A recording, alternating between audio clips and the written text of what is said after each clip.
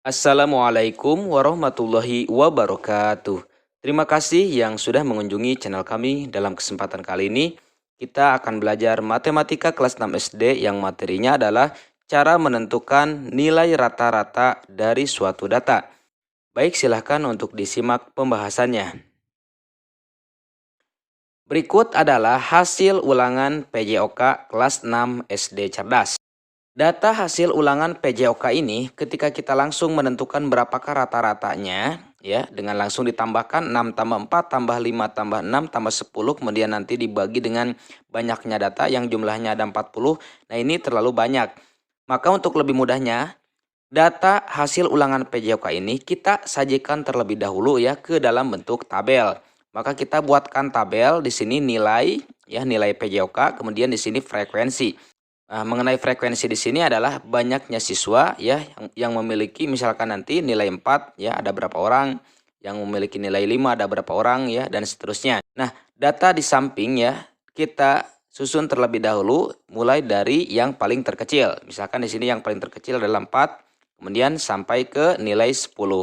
Nah, yang nilai 4 ada berapa orang ya untuk frekuensinya. Nah, berarti di sini yang nilai 4 ada berapa orang atau berapa siswa. Kita hitung 1, 2, 3, 4. Nah, berarti ada 4 siswa ya yang nilai 4. Kemudian yang nilai 5.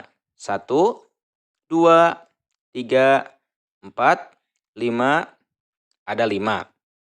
Kemudian yang nilai 6.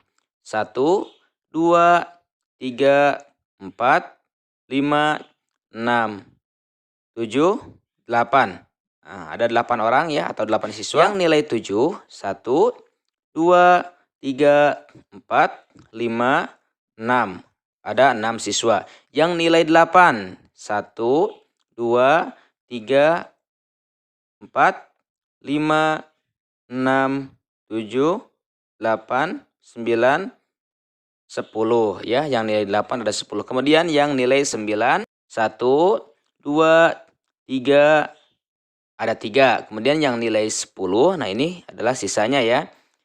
Sisanya di sini yang nilai 10 yaitu ada 4 orang. Nah, data hasil ulangan PJOK ya yang 40 siswa itu kita sudah sajikan ke dalam bentuk tabel. Selanjutnya kita kalikan ya nilai, kemudian kita kali frekuensi ya. Nilai dikali frekuensi atau dikali banyaknya siswa. Yang pertama misalkan di sini nilai 4 ada 4 siswa, berarti kita kalikan 4 kali 4 yang hasilnya adalah 16. Kemudian yang kedua 5 dikali 5 hasilnya adalah 25. Kemudian 6 dikali 8 hasilnya adalah 48. Kemudian 7 dikali 6 hasilnya 42. Kemudian 8 kali 10 hasilnya 80. Kemudian 9 dikali 3 hasilnya 27. Dan yang terakhir 10 dikali 4 hasilnya adalah 40. Nah, selanjutnya kita jumlahkan masing-masing kolom di sini ya, yang frekuensi dan yang nilai kali frekuensi. Nah, yang pertama yang frekuensi terlebih dahulu ya di sini.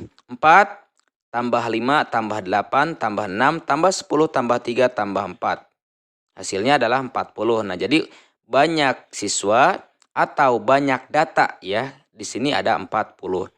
Kemudian yang selanjutnya nilai kali frekuensi dijumlahkan 16 tambah 25 tambah 48 tambah 42 tambah 80 tambah 27 tambah 40 hasilnya adalah 278. Nah, sekarang kita sudah menentukan frekuensi atau N atau bisa disebut banyak data ada 40. Kemudian jumlah nilai data yaitu nilai kali frekuensi ya, nilai kali banyaknya siswa.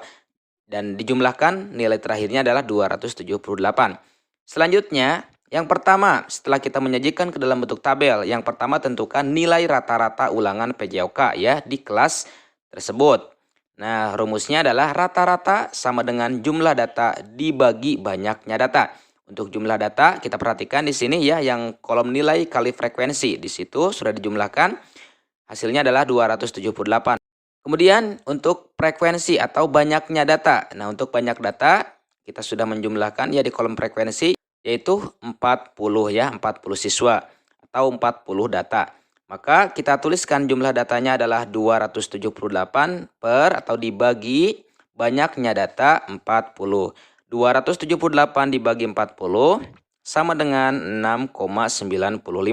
Nah, jadi rata-rata dari data di atas atau rata-rata dari nilai ulangan PJOK kelas 6 SD cerdas di atas adalah 6,95. Selanjutnya, yang kedua atau yang B, tentukan pula modusnya. Nah, kita bisa lihat ya dalam tabel, kita bisa menentukan mana modusnya. Nah, di situ terdapat angka yang tinggi ya, yaitu angka 10. Berarti banyak siswa di situ, ada 10 siswa ya. Nah, yang 10 siswa itu yang mendapatkan nilai 8. Nah, jadi modusnya kita tentukan di sini adalah siswa yang mendapatkan nilai 8. Nah, itulah mengenai pembahasan matematika ya, cara menentukan nilai rata-rata dari suatu data ya, apabila datanya misalkan banyak. Nah, cara menyelesaikannya kita harus menyajikan terlebih dahulu ke dalam bentuk tabel ya, supaya mudah untuk melihat datanya. Nah, oke, sekian dulu mengenai pembahasan matematika dalam video ini.